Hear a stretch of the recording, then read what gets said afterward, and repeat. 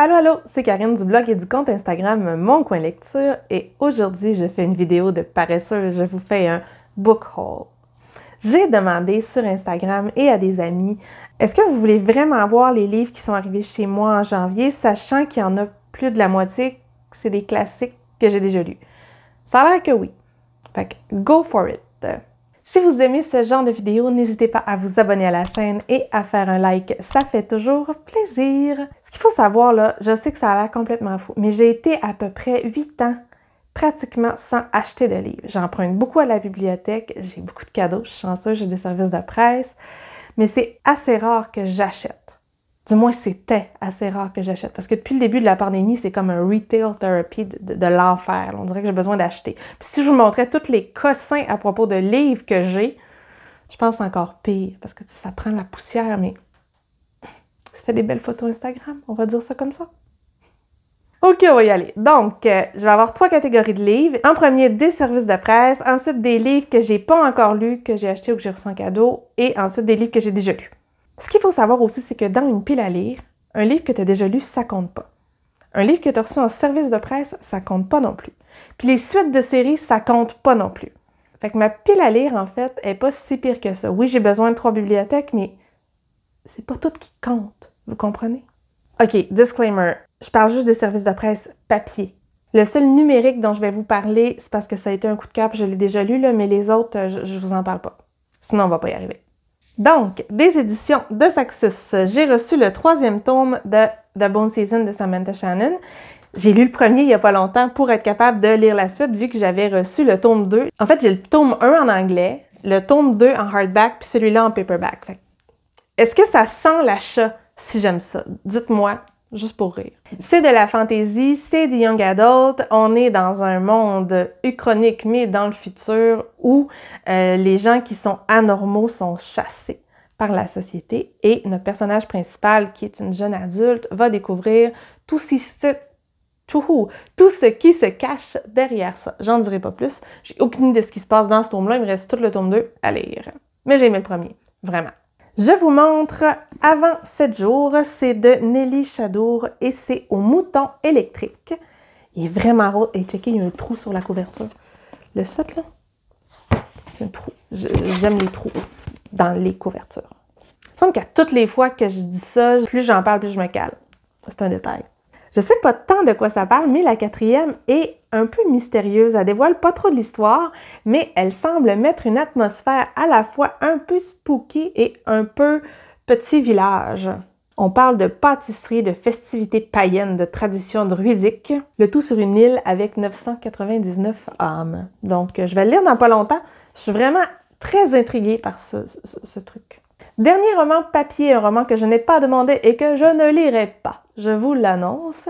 Donc, Agnès Ledigue, La toute petite reine. Ça a l'air d'un truc un peu développement personnel ou feel good ou du développement personnel déguisé en feel good. C'est 2 personnages qui se rencontrent dans une gare, une toute petite reine fanée suite à la mort de son père et quelqu'un qui va enquêter sur cette femme qui l'a piqué en plein cœur. Drette ce que j'aime pas, là. Je vais le donner parce qu'il y a des gens à l'hôpital qui vont adorer, mais c'est 0 pour moi. Attendons-nous. J'ai aussi eu quelques bandes dessinées. On a ici La Sentinelle du Petit Peuple chez Dupuis. Et vous voyez pas, mais ici, c'est comme tout en surgravure. C'est super beau. L'extérieur de la bande dessinée est vraiment beau. Et à l'intérieur, je vous montre ici des genres de dessins comme ça. Je l'avais spoté encore une fois dans nos BD de la semaine et ça va être lu cette semaine. Une autre bande dessinée qui est populaire dans nos rendez-vous du mercredi, c'est Le Grimoire d'Elphie. Ça ici, c'est le tome 2, c'est chez Dracou. J'ai emprunté le tome 1 à la bibliothèque pour pouvoir lire les deux. Et encore une fois, c'est une magnifique couverture. Ça a l'air choupinou comme tout. Et je vous montre des planches. Ça ressemble à ça à l'intérieur. C'est une bande dessinée jeunesse. Tout comme Les Sentinelles du Petit Peuple. Et je suis super contente parce que Les Bergères guerrières, la fin des aventures est arrivée chez nous. J'avais lu les 2 premiers tomes, je vais lire le 3e et j'ai très hâte de voir comment ça finit. C'est tellement bien cette série-là, c'est full féministe. C'est un petit village où les guerrières, ce sont les bergères et il se passe plein de choses là-dedans. C'est pas édulcoré non plus. Et il y a du vernis sélectif ici. J'aime le vernis sélectif, tout comme les trous. Donc cette bande dessinée d'aventure n'attend que moi. Je vous avais dit que je n'avais pas tant que ça des services de presse, hein? Donc, cadeau achat. Plus de cadeaux que d'achats, j'avoue. Le premier, c'est cette super belle édition de House of Leaves de Mark. C'est une édition couleur et c'est un roman que je veux lire depuis super longtemps. Et je pense que c'est Séverine de Il est bien ce livre qui a parlé d'une lecture commune. Mais là, le problème, c'est que la lecture commune, c'est en novembre. Je vais pas toffer jusqu'en novembre avant de le lire. Je suis trop intriguée. Surtout que quand je l'ai montré sur Instagram, tout le monde m'a dit « Oh, mon Dieu, il faut que tu lises ça! » Donc, si je regarde, à part... j'ai peur de briser le dos. C'est hyper particulier. Il paraît qu'il y a plusieurs niveaux de lecture. Puis si on regarde à l'intérieur, c'est plein de notes de bas de page. Et de pages des fois presque blanches. Je suis vraiment curieuse. Moi, les notes de bas de page, je fonds. Ça ici, c'est un cadeau. Donc, j'ai eu 3 tomes de Pages & Co. Hop, hop, qui a l'air d'être une petite série jeunesse. Et je crois que c'est l'histoire d'une petite fille qui peut entrer dans les livres. Donc, petite série jeunesse, entrer dans les livres. Ça me parle. Ça sera pas aussi trippant que du Jasper Fforde parce que quand même, c'est impossible de battre Jasper Fforde, mais ça me tente. Puis ils sont beaux quand même, ces livres-là. Regardez! C'est des hardbacks assez ordinaires, comme ça, mais à l'intérieur, il y a des illustrations. Donc, je vous en montre une comme ça. Ensuite, l'un des livres préférés d'une de mes amies qui me l'a offert, qui est The Firekeeper's Daughter de Angéline Boulet. Je crois que l'héroïne est Anishinaabe. Je sais pas si c'est de la fantaisie ou pas, parce que j'ai dit à ma chum de rien me dire, mais je sais que ça parle de hockey. Ça peut pas ne pas me parler. J'ai grandi d'un aréna. Y en a-tu d'autres qui l'ont lu? C'est-tu vraiment si hot que ça? Dites-moi tout. Et le dernier livre, c'est le livre qu'il y avait dans ma haul crate du mois de janvier, qui était The Ivory Key de... Les noms! Akshaya Raman. Je sens encore une fois que c'est prononcé tout croche. C'est de la fantaisie royale. Je pense que c'est une princesse ou une reine. Il y a une histoire de fratrie là-dedans. Mais c'est tout ce que je sais. Je sais pas c'est quelle mythologie non plus. Il faudrait que je cherche un peu avant de vous en parler. Mais le livre est tellement beau, là. Je sais pas si ça paraît sur la caméra, mais moi, le mix de couleurs, je trouve ça super beau. Si on enlève ça, il y a un art print. Ça a l'air indien. Je pense. Mais je me cours peut-être, mais ça a l'air indien.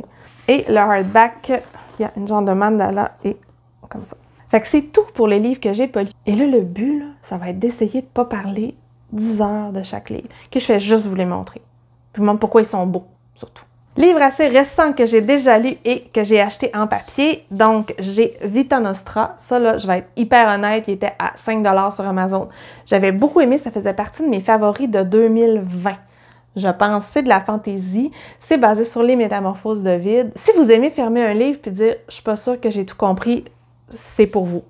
C'est immersif et on s'y perd. Croyez-moi. Donc, j'ai beaucoup aimé ça. Puis il y a un tome 2 qui est sorti. Donc, je vais lire le tome 2. Puis si j'aime ça, ben, je vais l'acheter aussi parce que c'est quand même beau la couverture. Ensuite, cette bande dessinée-là, Speak, qui est adaptée du roman de Laurie Hale Sanderson, ou Laurie Hale Sanderson, je ne sais pas comment on le dit, par Émilie Carroll. Je l'ai déjà lu, je l'avais adoré, autant le roman que la bande dessinée. Puis ben, je l'ai vu en spécial. Je vous montre des planches. Hop. Si vous ne l'avez pas lu, là, il faut le lire. C'est l'histoire d'une jeune fille qui retourne à l'école et elle est totalement à la paria cette année-là parce que l'année dernière, elle a appelé la police à un party. Et on va voir ce qui s'est passé. Gros trigger warning là-dessus. Vous irez voir c'est quoi, parce que je me rappelle pas si c'est révélé quand dans le livre. Donc, vous irez voir s'il y en a qui ont des trucs. Donc, il s'est passé quelque chose dans un party. Devinez. Après avoir lu Roux clair naturel, j'ai réalisé que je n'avais pas de copie de Fifi Brin d'Acier. Donc, je m'en suis trouvé une. Ceux qui ont lu comprennent. Donc, c'est ce tout petit livre, tout choupinou. Et regardez les pages ici. J'aime ça quand les pages sont comme ça. Il est illustré. Je pense que c'est les images d'origine. J'ai une édition de Fifi Brin d'Acier que j'ai lue enfant, tout petite. Là, je sens qu'il y en a qui vont rire. C'est une édition de A Christmas Carol de Dickens, mais illustrée puis avec des recettes. Oui, des recettes, moi. Mais je peux pas résister à une édition d'un chant de Noël, c'est impossible. Puis en plus, ben, c'est un genre d'esthétique que j'aime. Je vous montre un peu à l'intérieur. Regardez, il y a de la bouffe. Mais bon, il y a plein de recettes qui fit avec A Christmas Carol. Fait qu'un jour, si je veux faire un party de Dickens, ben, je ferai des recettes là-dedans. Voilà! J'ai aussi 2 romans des éditions Puffin qui sont comme reliés avec du tissu. Donc, j'ai Dracula, ici. Trop beau. Puis j'aime Dracula, ça aide. L'écriture à l'intérieur, c'est quand même assez lisible. Mais il n'y a pas d'illustration, là. C'est vraiment le dessus qui est super beau. Puis, je ne sais pas si vous voyez, mais c'est des chauves-souris ici. J'ai pris aussi dans la même collection le Magicien d'Oz. Je suis un peu moins contente de celui-là. J'aime un peu moins le vert. L'illustration est belle, mais sur le site, ça avait l'air plus vert. Ouais, il est vert. Je suis également tombée sur des soldes. Ouais, c'est des soldes, tout ça. C'est mes soldes du 26 décembre qui sont arrivés en janvier. Je disais donc des soldes de chez Canterbury Classics. Donc, j'ai Madame Bovary, c'est Word Cloud, c'est la collection Word Cloud. Oui, je sais, il est écrit en français, mais il est beau. Avez-vous remarqué les belles éditions? Il y en a vraiment plus en anglais. Donc, les éditeurs qui font des belles éditions en français, genre Hauteville, merci. Merci d'exister. Donc, Madame Bovary. J'ai Persuasion. La couleur est vraiment belle. Et c'est écrit petit, cette collection-là, par contre. Si tu regardes à l'intérieur, là, les... faudrait juste à l'ouvrir. J'ai La cabine de l'oncle Tom, qui est un peu sale, faudrait que je le lave d'ailleurs, de Harriet Beecher Stowe. Et la page de garde, elle ressemble à ça. Et finalement, un recueil d'histoires de la Deuxième Guerre mondiale par tout plein d'auteurs. Plusieurs que je connais, plusieurs que je ne connais pas. Puis l'intérieur, c'est une carte comme ça. Ils sont cool à toucher, ces livres-là. Ensuite, des petits romans pour enfants en anglais avec des illustrations très enfantines. Je me dis que peut-être que je réussirai à faire venir ma nièce en anglais. Ma nièce, elle comprend un petit peu l'anglais. Mais des romans illustrés, je ne suis pas capable de résister. Donc, on a ce type de couverture-là, avec quand même des trucs là qui sont surélevés. Et à l'intérieur, il y a plusieurs illustrations. Donc, ça, c'est Black Beauty. The Call of the Wind. Et là, il est trop mignon. Mais il est-tu assez cute? Choupinou! Voilà une illustration. Le livre de la jungle. Hop. Et finalement, le Jardin secret que j'ai en 25 éditions. Vous me le direz si vous voudriez voir à un moment donné les comparatifs de certaines éditions classiques que j'ai. Il y en a que c'est une joke. Ça ici. Genre d'illustration. Ah ouais, rentre. Ce book sleeve est beaucoup trop étroit. Ah! Là, il est au fond.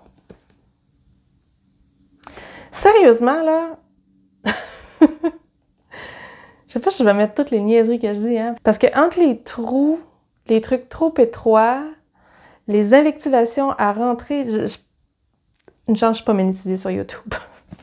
J'achève 4 derniers livres. C'est cette petite collection ici que je vous montre comme ça. Et checkez, les pages, ils sont de couleur. Mets-moi des pages de couleur. Tu sais, c'est ça. Encore des livres que j'ai souvent. Donc, le livre de la jungle, que vous avez vu il y a à peu près 8 secondes. Ensuite, le Jardin secret. Est-ce que ça vous rappelle quelque chose? Auriez-vous vu une autre copie de ce livre? Il n'y a pas trop longtemps? Je sais pas. Comme je vous disais, très, très vintage. Puis ce que je trouve cool, là, c'est qu'il y a ça. Ça me rappelle tellement quand j'étais petite. Et finalement, les contes de Grimm et les contes d'Andersen dans cette édition-là. Je sais pas si vous le voyez, là, mais c'est comme du tissu. Pour ceux qui ne le savaient pas, donc, je suis une collectionneuse. Ouais, je collectionne beaucoup de choses. C'est un peu un problème. En plus, imaginez-vous que dans mon super fichier Excel, j'ai rajouté une page où je fais un tracker de mes achats. J'aurais clairement pas dû parce que c'est vraiment déprimant de voir combien ça m'a coûté. Mais c'est pas grave, c'est pour ça que là, ça me dérange pas de faire un book haul. J'ai toutes les données écrites là, c'est full facile. La magie d'Excel. Alors voilà, c'est tout pour cette arrivée livresque, parce que j'aime toujours pas le terme book haul, mais bon, c'est comme ça que ça s'appelle, ça a l'air. Je vous remercie d'avoir écouté jusqu'à la fin, et sur ce, à la prochaine!